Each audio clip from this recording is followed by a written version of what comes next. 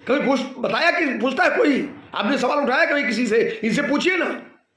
उसी गांव में अंतरा बांटना है, उसी गांव में अन्य प्रिकॉशंस बांटने हैं, उसी गांव में वैक्सीन लगाना है, इंजेक्शन भी लगाने जाना है, उसी गांव से आपको संस्थागत प्रसव भी लाना है। 200 आशाकर्मी पिछले 4 साल में जेल चली गई।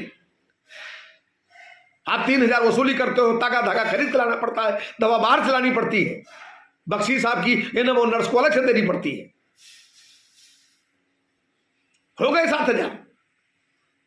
वो 3000 लगा करके हो तो, और उसके पेट के नीचे कुत्ता घूमता है, वो जानवरों जैसा व्यवहार करती है तुम्हारी दाई से लेकर के और वो डॉक्टर। वो आशा अस्पताल में चली जाएगी तो आप कहोगे कि आशा का क्या कर रही है, कि घूमती रहती है दलाली के लिए। तुम्हारे अस्पतालों के आसपास जितने अल्ट्रासाउंड और एक्सरे और दुनिया भर की दुकानें खुली हुई हैं, पैथोलॉजी खुली हुई है, कौन चलवा रहा है इनको?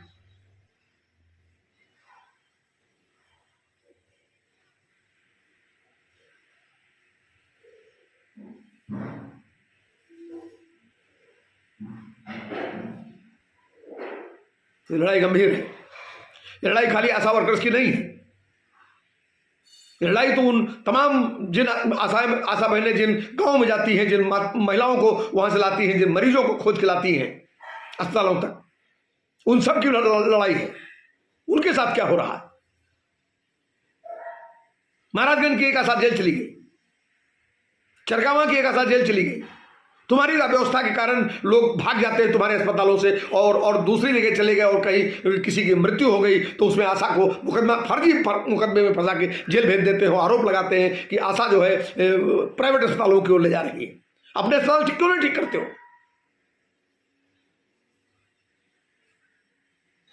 अपने अस्पताल नहीं ठीक करेंगे। आशाओं के सम्मान के साथ, उनके पारिश्रमिक के साथ, उनके श्रम के साथ जो बेईमानी और लूट का कारोबार 20 साल से चला रहे हैं आप दलालों की मदद से, अब वो नहीं चलने पाएगा और लड़ाई चलेगी। और एक बात याद रखना, मैं अपनी तरफ से एक ऐलान करता हूं, इस लड़ाई में अगर सब कोई चला जाएगा तो भी मैं अकेले खड़े होकर के इस आवाज को उठाता रहूंगा कि ये लूट है और ये लूट है, और इस लूट के खिलाफ कोई भी कुर्बानी मुझको देनी पड़ेगी तो मैं उसको तैयार हूं। संघर्ष के 38 दिन दृढ़ता के साथ डटे रहने, साजिशों को, दमन उत्पीड़न को दरकिनार करते हुए अपने संकल्प के साथ आगे बढ़ते रहने के लिए आपके साहस को क्रांतिकारी लाल सलाम। इस देव की रात भर दांत के दर्द की वजह से सो नहीं पाया, लेकिन जरूरी लगा कि आपके साथ कुछ बातचीत करूं। एक तरफ हमारे मुकाबले जो ताकते हैं उनके पास एक बड़ा नेटवर्क है, उनके पास उनके प्रशासनिक ग्रुप हैं, और वो 1 मिनट में पूरे प्रदेश में 1,68,000 आशा और 19,000 संगिनियों तक अपना संदेश पहुंचाने में कामयाब हो जाते हैं। हमारे पास 55 जिलों के कुछ हजार नंबर हैं, तो स्वाभाविक है कि हमारा नेटवर्क कुछ कमजोर है। फिर भी हमको अपनी बात आप तक ले जानी है, तो एक बात ये समझ लीजिए कि हमारे आंदोलन के साथ जो हो रहा है ये दुनिया के किसी भी मेहनतकश आंदोलन के साथ होता है। सरकारें, उनकी नौकरशाही, उनके एजेंट, कुछ लाभ मत्ता लेकर के पाले गए घुसपैठिए, कुछ तात्कालिक लाभ के लिए विश्वासघात करने वाले लोग, ये सब कुछ चलता है। तो दमन, उत्पीड़न, अफवाह, दुष्प्रचार, ये सब किसी भी आंदोलन का हिस्सा है।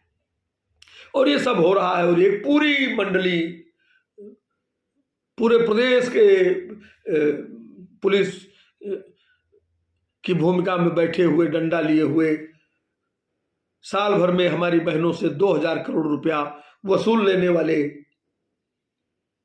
ये सामुदायिक स्वास्थ्य केंद्रों में बैठे हुए राष्ट्रीय स्वास्थ्य मिशन के कारकुन हमारे 1,50,000 करोड़ रुपए की प्रोत्साहन राशि के घोटाले की बुनियाद के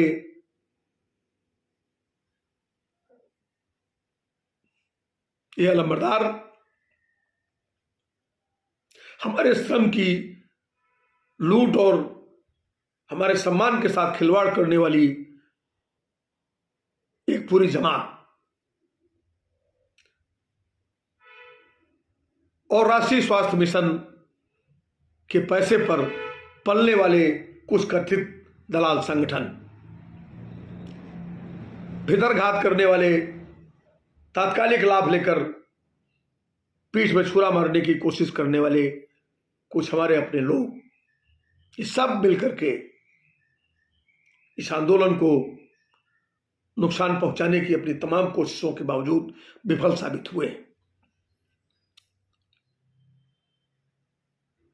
और अंततः उनका जो हमला है वो हमला हमारे नेताओं पर है।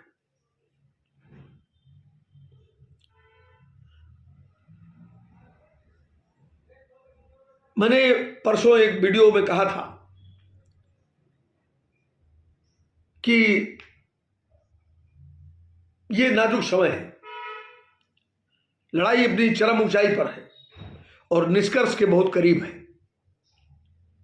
और मरते हुए आखिरी सांप की करवट की तरह राष्ट्रीय स्वास्थ्य मिशन और सरकार की नौकरशाही और लंबे समय से हमारे आंदोलन पर वार कर रहे प्रदेश के तमाम राष्ट्रीय स्वास्थ्य मिशन के पाले हुए एजेंट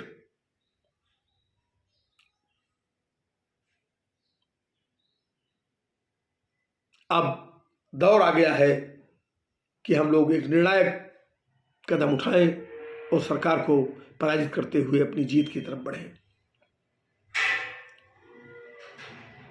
ऐसे में कुछ निचले स्तर पर भी तीन तिकड़म की साजिशें हो रही, अफवाहों का एक पूरा दौर चल रहा है।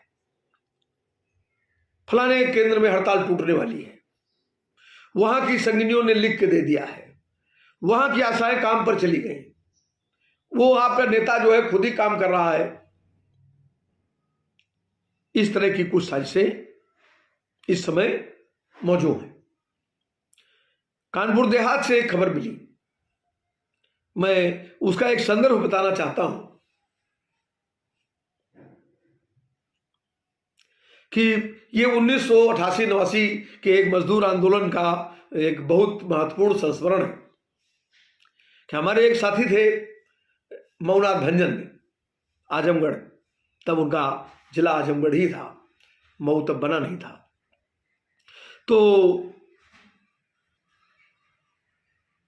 वो हमारे बहुत लोकप्रिय नेता थे, उनकी बेटी की शादी थी और उस समय एक हड़ताल चल रही थी और वो हड़ताल काफी लंबे समय से चल रही थी, 3 महीने 4 महीने शायद उस हड़ताल को हो गए थे।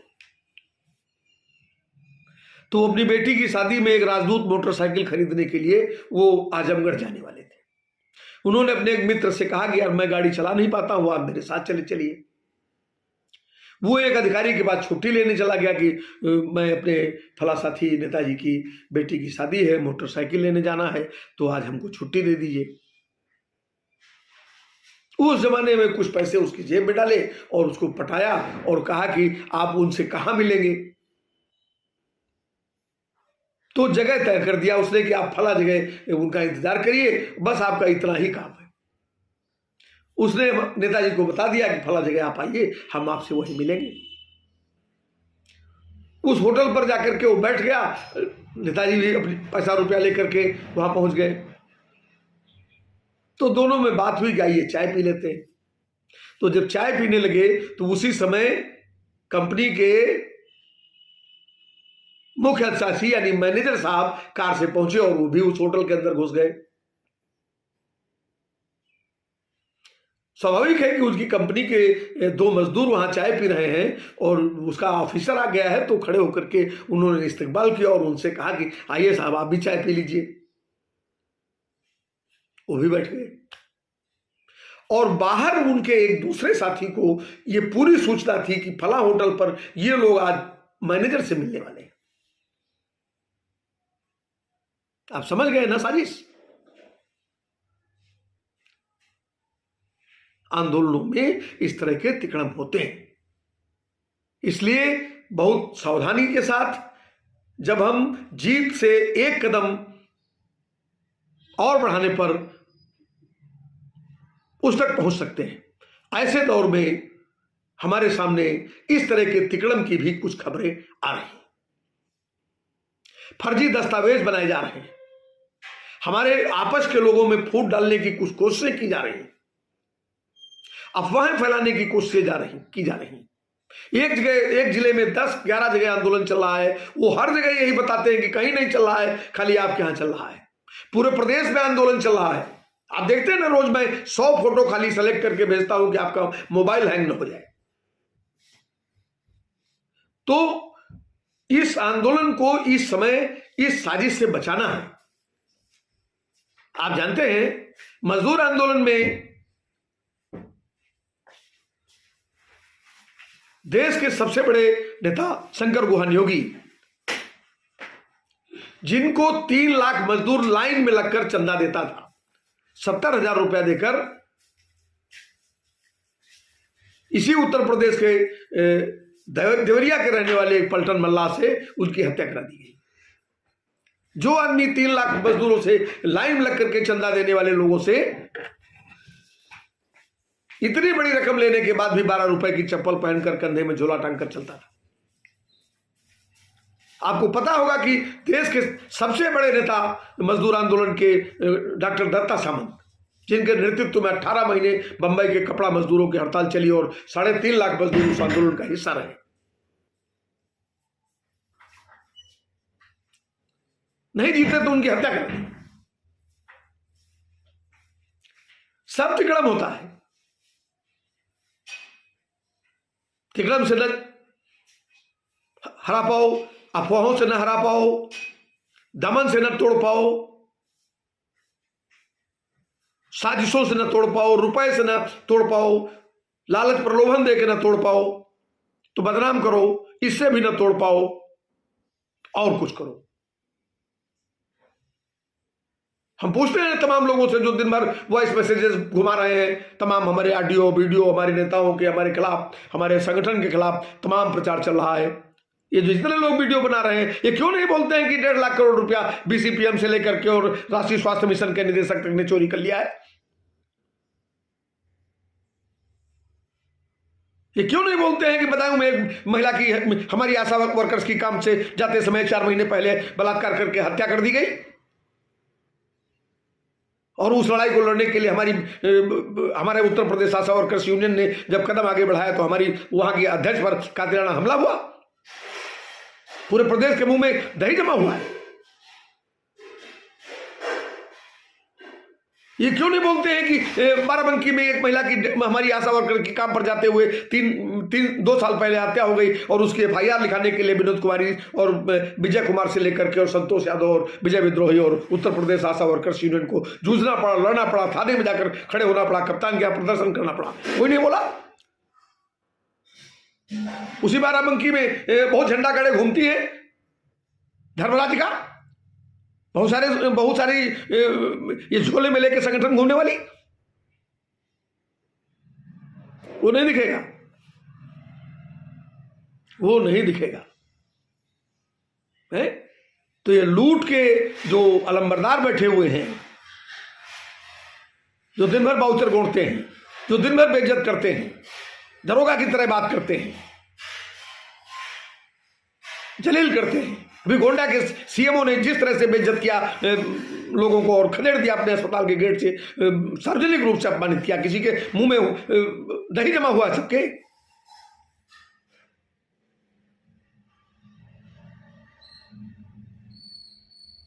अफवाहों में मत आइए, अधिकारियों की साजिशों में मत आइए, अपनी लड़ाई को मजबूत करिए।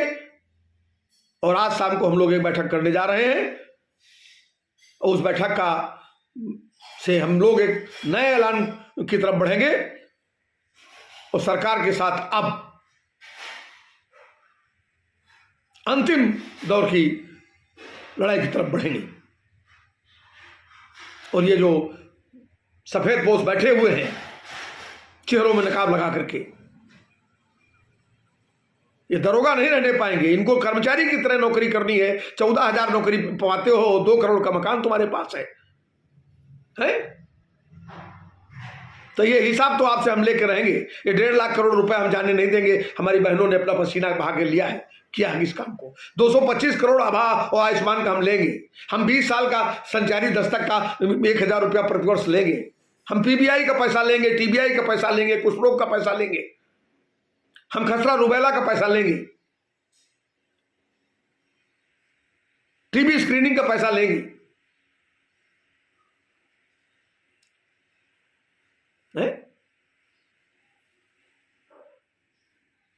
कभी बताया कि पूछता है कोई? आपने सवाल उठाया कभी किसी से? इनसे पूछिए ना। उसी गांव में अंतरा बांटना है, उसी गांव में अन्य प्रिकॉशंस बांटने हैं, उसी गांव में वैक्सीन लगाना है, इंजेक्शन भी लगाने जाना है, उसी गांव से आपको संस्थागत प्रसव भी लाना है। 200 आशाकर्मी पिछले 4 साल में जेल चली गई। आप 3,000 वसूली करते हो, ताका धागा खरीद के लाना पड़ता है, दवा बाहर से लानी पड़ती है, बख्शीश आपकी एनएमओ नर्स को अलग से देनी पड़ती है। हो गए 7,000। वो 3,000 लगा करके हो तो उसके पेट के नीचे कुत्ता घूमता है और जानवरों जैसा व्यवहार करती है तुम्हारी दाई से लेकर के और एनएमओ डॉक्टर। आशा अस्पताल में चली जाएगी तो आप कहोगे कि आशा क्या कर रही है, कि घूमती रहती है दलाली के लिए। तुम्हारे अस्पतालों के आसपास जितने अल्ट्रासाउंड और एक्सरे और दुनिया भर की दुकानें खुली हुई हैं, पैथोलॉजी खुली हुई है, कौन चलवा रहा है?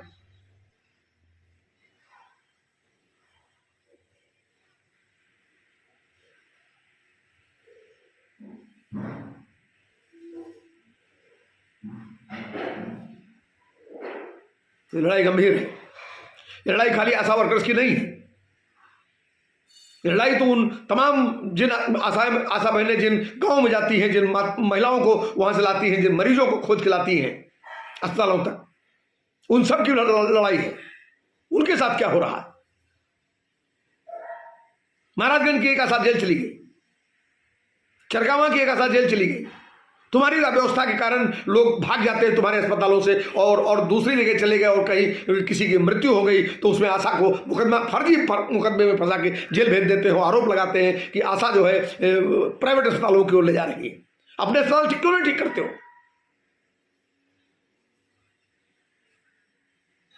अपने अस्पताल नहीं ठीक करेंगे। आशाओं के सम्मान के साथ, उनके पारिश्रमिक के साथ, उनके श्रम के साथ जो बेईमानी और लूट का कारोबार 20 साल से चला रहे हैं आप दलालों की मदद से, अब वो नहीं चलने पाएगा और लड़ाई चलेगी। और एक बात याद रखना, मैं अपनी तरफ से एक ऐलान करता हूं, इस लड़ाई में अगर सब कोई चला जाएगा तो भी मैं अकेले खड़े होकर के इस आवाज को उठाता रहूंगा कि ये लूट है और ये लूट है और इस लूट के खिलाफ कोई भी कुर्बानी मुझको देनी पड़ेगी तो मैं उसको तैयार हूं। नमस्ते।